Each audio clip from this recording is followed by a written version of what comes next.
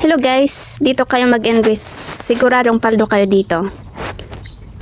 First is itong Ono Digital Bank natin. Kasi 6% per annum dito. Tingnan natin.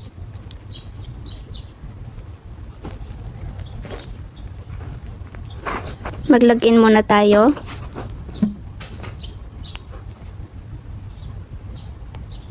Ayan. Ito yung natin, yung Ono Ready at GCash natin. Kasi first sa GCash ako nag-open ng Ono Digital Bank. Then, nag-report ako noon na nahack yung GCash ko. Pero ang totoo pala, hindi nahack. Kasi hindi ko nare-receive yung OTP. Kasi yung country code, hindi ko siya pinapalitan. Plus 60 yung nakalagay. Tapos, in-enter ko yung Philippines number. Hindi ko nare-receive yung OTP. Hindi ko pala napalitan yung country. Kaya mula noon nilipat ko sa Ono Digital Bank itong GCash account ko, pero okay naman siya. Ito yung natin, yung savings natin. Tapos kung titingnan nyo, may nare-receive akong interest everyday. Tingnan natin, ito show interest earned. Ayan siya guys, magsimula muna sa pinakadulo. Ito yung in-invest ko, 74,475. Then, nagkaroon ng interest na 5.71 noong March 13. Kasi March 12 ko siya nilagay. March 13, nagsimulang mag-earn ng interest. Per day po ito, March 13, March 14, March 15. Naging 7.14 dito. Ano kayang nangyari?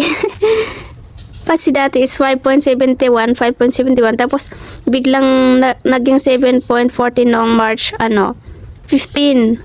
Tapos March 16, 5.71 ulit. 5.71. Then dito nag-withdraw ako, nilipat ko sa Maribank account ko itong 24,000, kaya ang natira na lang is 50,000, tapos may fee na 8 pesos. So nabawas ulit ito. So, naging noong March 19, 3.83 na lang yung interest niya. Ayan, 0.83, 3.84. Ayan, pag ganyan siya. Kasi nilipat ko sa Maribank account. Ayan, kung makikita niyo, ganyan siya. 3.84 kasi 50,000 na lang itong natira. Pero pag sa time deposit naman kayo, kasi dito is 3.50 per annum pag savings na yung pwede mo siyang i-withdraw anytime. Pero pag ilalakin mo siya, punta tayo sa sa time deposit. Pag gusto mong mag time deposit, ayan, ito yung time deposit ko. Ayan, 100k. Yung interest rate is 6% per annum. 12 months siya kasi 1 year. Tapos ito yung details niya. Yung gross maturity interest na makukuha mo lahat overall 7.2. Pero may tax nga tayo na 20%, kaya may deduction na 1.2. Yeah, 1.2. So, ang makukuha natin sa maturity and pag nag-mature is 6,000. So, bali ang makukuha natin is 100,000, 106,000 yung makukuha natin pag nag-mature. Pero ito ay 12 months, 1 year. Itingnan natin naman itong isa. Yung isa, ito yung nasa baba, hindi siya 1 year. At 10 months ko lang siya nilagay. So, ang rate niya is 4.75 per annum. So, mababa siya kasi 10 months lang siya. So, tingnan natin itong details niya. Ito, yung gross maturity interest na marireceive yung before tax na hindi pa makakaltas yung tax is 4,747.38. Pero dahil may 20% tayo sa anytime deposit or savings natin, yung interest lang yung makakaltasan, ito yung makakaltas, 791.23 pesos. So, ang makukuha natin sa maturity interest is 3,956.16. Not bad naman, okay naman siya. 10 months siya, kaya June 8 yung maturity date niya. Ito yung sabi niya, monthly interest credit is not fixed and computed based on the following. First interest crediting, actual days between the booking date and date of the first interest credit. Succeeding monthly interest crediting, actual days between the date of the last interest credit and the date of the next interest credit. Ayan yung sabi niya. Kaya dito kayo mag time deposit or mag savings. Yung itong Ono Ready, pwede mo siyang withdraw anytime. Pag time deposit, kapag nag-mature, saka mo lang siya i-withdraw. Kunyari, mailalak yung pera mo dito. Ayan, dalawa yung time deposit ko. 6%. Pero may maire-recommend kayong kaka-discover ko lang. Kaya gusto kong ilipat itong 100 pag nag-mature dito sa Tunic. Ito mas maganda dito kasi may 9% pag tingnan natin para makita nyo. Ito wala pa akong balance dito kasi kaka-open ko lang. Kasi ngayon ko lang na-discover na ni-recommend ni ChatGPT. Ito, pag dito kayo sa time deposit, wait, natin. Fast forward natin. Mag-example tayo. Pag 100, ayan, 100, ayan, pag 100,000, pag 6 months, 6% per annum. Mas maganda dito. Pero pag 9 months, 700 per annum. So, ang makukuha mo is 5,273.97 before tax. Pero pag 12 months or 1 year, 8% per annum siya. So, mas malaki yung makukuha mo, 8,000 before tax. Makakaltasan ulit ito ng 20%. Yung 8,000.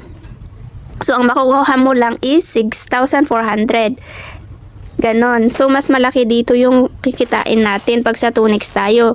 At itry na naman natin yung pwede mong i-withdraw anytime. Itong total stash balance. Ito siya. Kaka-open ko lang din. Wala pa akong nilagay. Nag-sample lang ako dito. Ito siya. Ito, pag 50,000, mas malaki dito, 4% per annum. Pero pag sa Uno Digital Bank, 3.5 per annum. So, mas malaki dito. Ito yung pwede mong, kunwari, maglagay ka ng 50,000 dito, times 4% per annum. Ganun siya. Tapos dito, kaya lang dito, hindi siya everyday na i-credit sa account mo. Monthly siya sa last end ng month. Pero monthly, kino-compute yung interest, pero papasok lang siya sa last day of the month. So, okay na rin siya kasi mas malaki. Same lang naman sa Uno lang kasi everyday na kine-credit yung interest. Dito, end of the month siya ibibigay sa account mo, so papasok dito. Ayan. So, pwede rin dito sa Maya. Yeah. Na-open ko na siya. Ito siya, kumita ako ng, ayan, itong 17,489.16.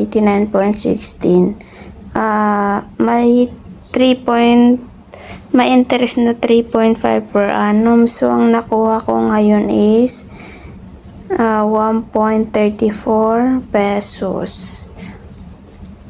Everyday siya mag-credit sa ating account. Ito kasi yung mga pass, ito 0.62 kasi maliit lang yung nilagay ko dito, 8,000 plus something, kaya 0.62 yung mga net base interest. Ayan, ganyan siya. Pero same lang sila sa Uno, 3.5 per annum ang daily interest ng Maya at saka Uno Digital Bank. So, dito tayo na lang muna sa Maribank. Sa Maribank din, mas maganda din dito. Kaso nga lang mababa yung interest.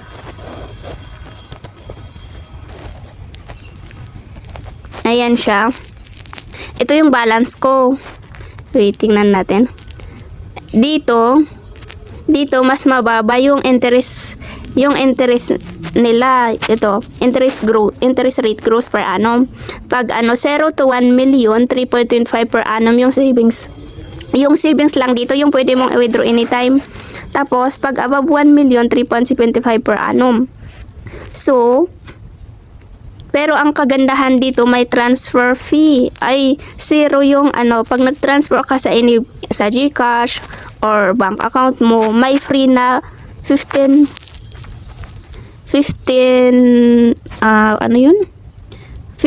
per week. So, pag naubos mo yun, may bayad na siya.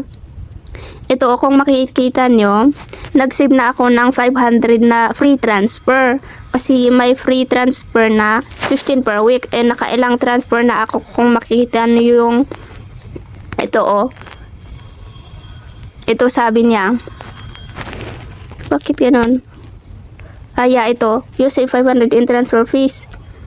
Free transfer ito. Kasi madami akong katransact na yung RM 2 peso. Kasi may nangangailangan ng ganito. Kaya nababawasan yung ano ko.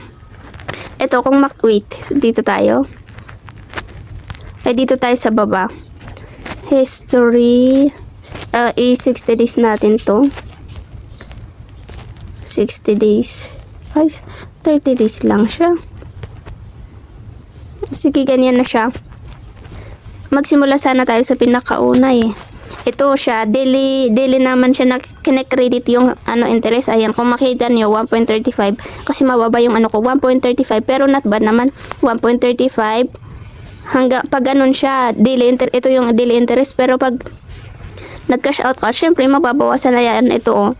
Nilipat, tinransfer ko sa taong itong 1,192 kaya naging 1.26 na lang yung interest niya. Ganyan siya, pero ang kagandahan dito siya, may free transfer na instant. Ito halimbawa, mag-transfer tayo kunyari sa GCash ko ulit. Ito yung mangyayari. Like, sample, 1,000. Done. Ito siya, real-time na Instapay. Papasok agad. Ito, makikita nyo. 14 free transfer. Left, receipt on next month. Kasi, every week, nagre-refresh ito. Itong 15 na free transfer. Pag naubos mo yung 15 na free transfer, may bayad na, hindi ko alam, 8 pesos yata or 15. So, ganon. Asan na yung GCash natin? Sana ipapakita ko din kasi may savings din doon na 3.5 per annum din na kinikredit nila everyday yung interest niya. Dito na lang muna tayo sa GCash.